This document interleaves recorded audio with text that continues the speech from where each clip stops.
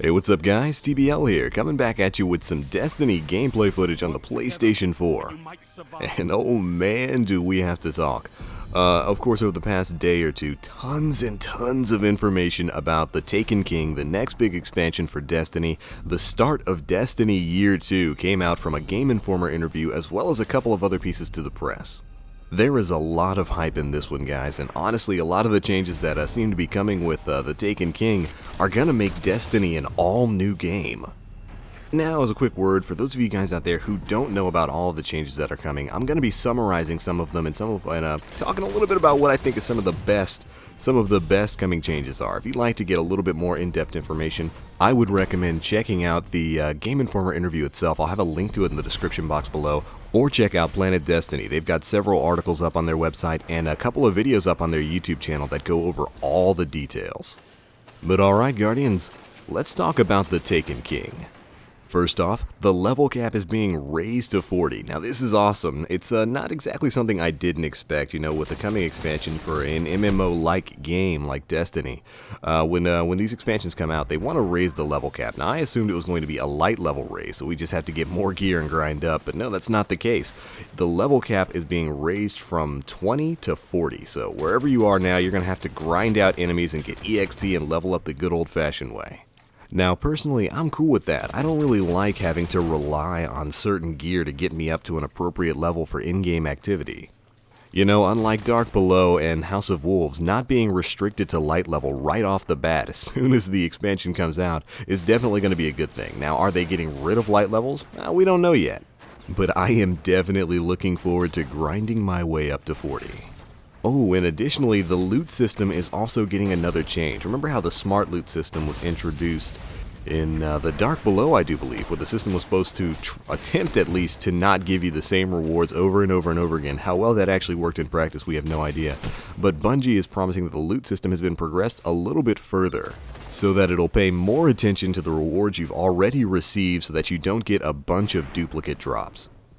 Alright, now those two big changes come together to create a more traditional RPG style feel to Destiny. You know, rather than relying on gear to get your level up for in-game content, you're going to actually have to grind out and level up the old-fashioned way, and I'm okay with that. I think these are good changes.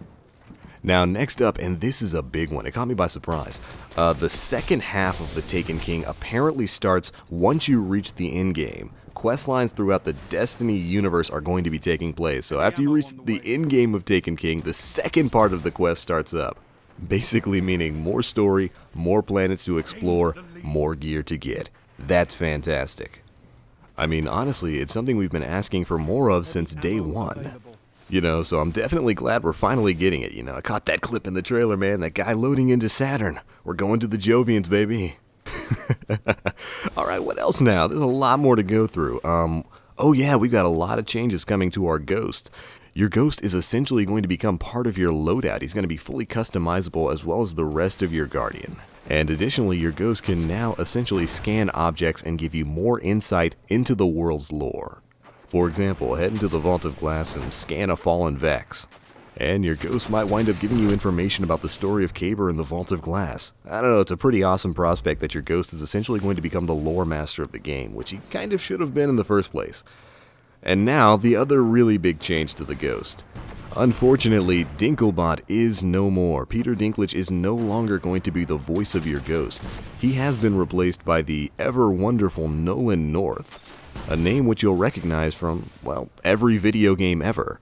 And believe me, that's not a knock on North. I'm super psyched that if we have to have a voice change for the Ghost, we're getting Nathan Drake.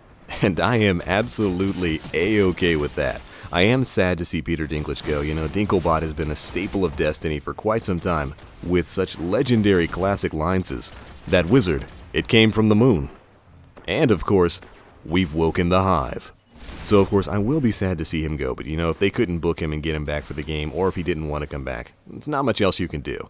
And it has been a very stark reality that our Ghost has essentially been silent since the last mission of the game. We haven't heard him at all in House of Wolves or the Dark Below, so it'll be nice to hear some new stuff from him. And oh man, will you be hearing a lot. Game Informer noted that Bungie hired Nolan North not only to record new content for the Ghost, but to go back and re-record all of the Ghost's original lines throughout Destiny 1.0. They're essentially scrubbing Peter Dinklage from Destiny history here, and I'm not quite sure I like that, but again, given the circumstances, there's not much else that could be done. Hopefully they at least leave us an option to toggle Peter Dinklage's voice on Destiny 1.0 content. But realistically speaking, that's probably not going to happen. But alright, that's enough sad tidings. Let's move on a little bit here. You can now turn in bounties and quests without having to return to the bounty board. This is something we actually talked about a week or two ago when Bungie revealed it. We're basically getting a dedicated quest screen, where you'll basically be able to go in, check what bounties and quests you have open right now, stay updated on their requirements and your progression, and then eventually turn them in. You no longer have to make a jump to and from the tower whenever you're turning in your bounties. You'll be able to do it all on one screen in your inventory. Again, another fantastic change. Next up, your character stats like intelligence, discipline, and strength will no longer be percentage based.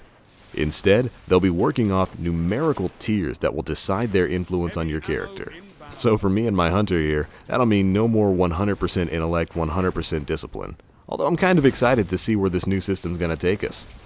Now, another big change that's coming is the tower and its NPCs have been retooled to offer quests, storylines, and insight into the world as you level up your character from 1 to 40. Basically, all of the important NPCs in the tower, like the gunsmith and the cryptarch, are going to offer their own quest lines. That's right. I mean, holy crap, it's like we're playing an RPG here.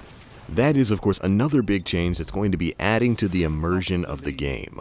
You know, rather than having one dedicated quest NPC, sort of like Eris Morn in The Dark Below, or Petrovenge in The House of Wolves, we're going to actually get quests and bounties from all of the other NPC characters. Honestly, in my opinion, this is something that should have been there since day one, but I am definitely happy we're finally getting it with the Taken King. Now, speaking of changes coming to important NPCs, the gunsmith will now have his own reputation meter.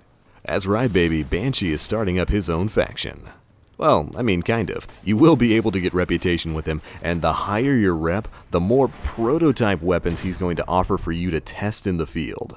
And once you reach a certain reputation rank with Banshee, he's going to grant you access to something called Arms Day, which is going to be a weekly purchase that's going to allow you to order legendary guns with Glimmer. Oh yeah, you heard that right. You'll be able to buy randomized legendary weapons from the gunsmith. Now, there's not too much information about the guns that you get, but we do know that they will have randomly rolled perks, which kind of brings back that randomized feel for legendary guns that Destiny had in Year 1. Also, while there's no official word on it yet, it's looking like the ability to reroll weapons might be going out the window. Oh yeah, and checking out the match here, did you guys like that Modern Warfare 3-esque spawn? It literally spawned me right in front of an invisible blade dancer in full arc blade. Thanks, Destiny. But anyways, those changes coming to the gunsmith are fantastic, and it's just another example of them fleshing out the game's characters a little bit more, giving you a little bit more to do with each of the NPCs. Oh, also, I want to mention that Crucible and Vanguard marks are now gone. They're going to be replaced with what's called Legendary marks. These legendary marks will be replacing Crucible and Vanguard marks as a whole. You'll be using them for purchases from now on, which is great since you'll be able to buy Crucible and Vanguard gear with the same currency now. Ooh, and we're about to turn on that clutch here. Our team scores were a little bit too close. We had just taken the lead, and I wasn't about to hand it back. Ooh, not today, Mr. Blade Dancer. But alright, again, all these changes that we've talked about in this video are only half the story. We've only covered half the list of changes that I have in front of me. So I'm probably going to have to do a part 2 to this video where we talk a little bit more about some of the other coming changes, because there are a lot of big ones. Bungie seems to have really taken some of their experiences with Destiny's Year 1 to heart. And honestly, with each passing day and with more and more information of the Taken King coming out, it's really starting to look like the game we all knew that Destiny could be, and that really excites me. But alright, that's it for this video, guys. Again, we do have a lot more information to cover, so there will be a part 2 talking a bit more about the Game Informer interview and the Taken King as a whole coming out very soon. Be sure to leave your guys' thoughts in the comment section below. There's so much to talk about, and I know you guys are hyped. So share that hype and leave me a comment. But alright, that's going to be it for this one, guys. Of course, if you like what you saw here, do feel free to check out my channel where we'll have a ton more Destiny videos coming out soon. Anyways, that's it for me now. As always, I am the Black Link. You Guardians, stay frosty.